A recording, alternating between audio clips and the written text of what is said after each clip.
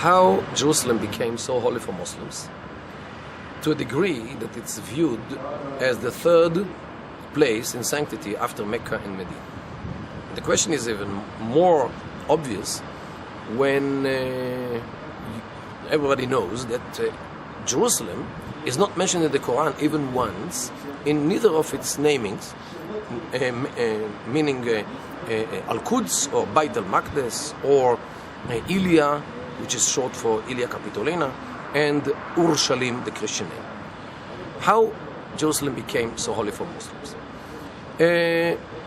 Since the Quran does not mention Jerusalem, we have to go to the Hadith, to the secondary oral tradition, and there we find many things about Jerusalem.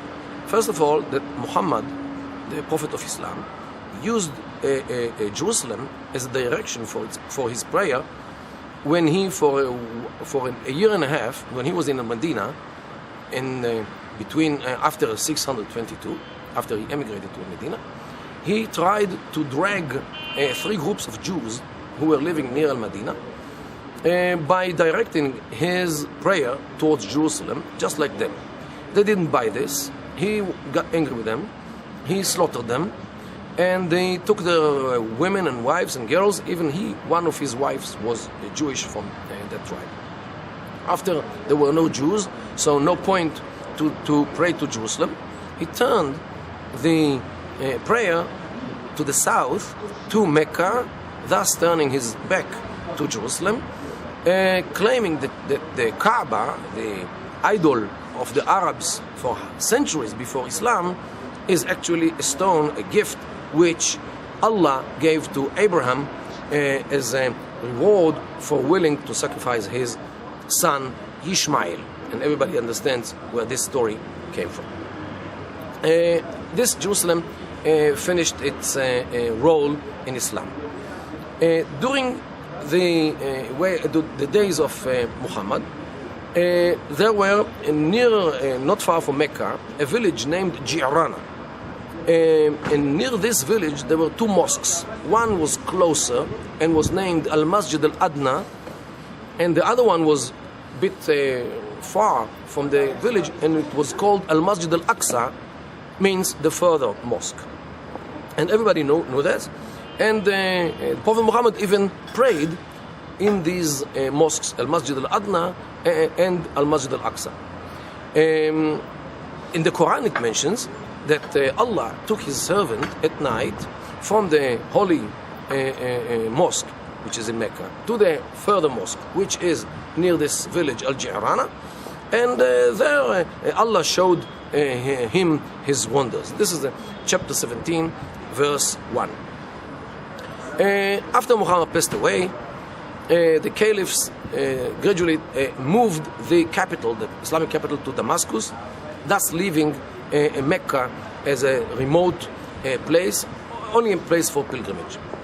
In the year of 682, 50 years after the Prophet passed away, there was a rebellion in Mecca because of various reasons, mainly because of the moral level of the behavior of the people in Damascus, who were behaving freely with the wives of the Mujahideen, those who were fighting in Persia and towards Spain in the west.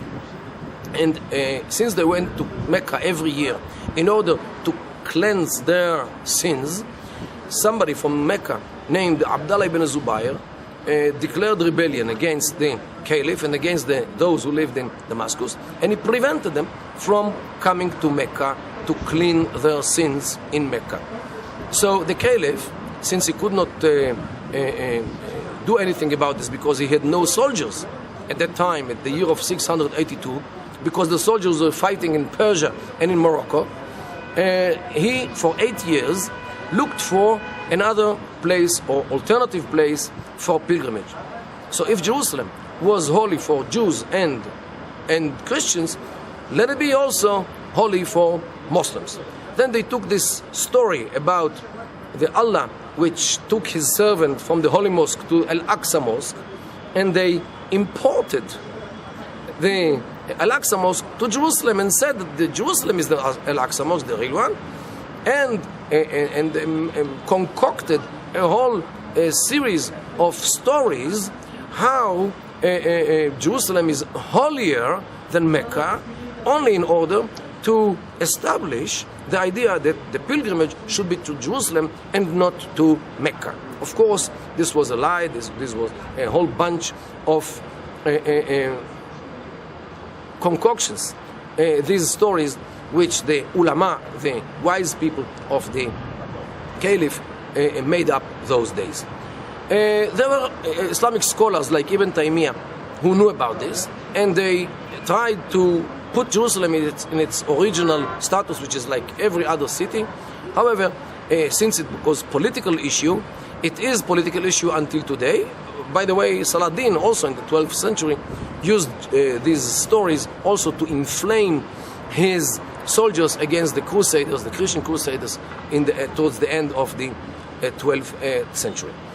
Today also, Jerusalem is nothing but a political issue which is colored by religion, no more. After all, religion and politics in Islam are the two sides of the same coin. Something that has in it a real understanding of realities in the Middle East, which is a precondition for real peace. You think the coming government should risk isolationism? No, I think the future government of Israel should enhance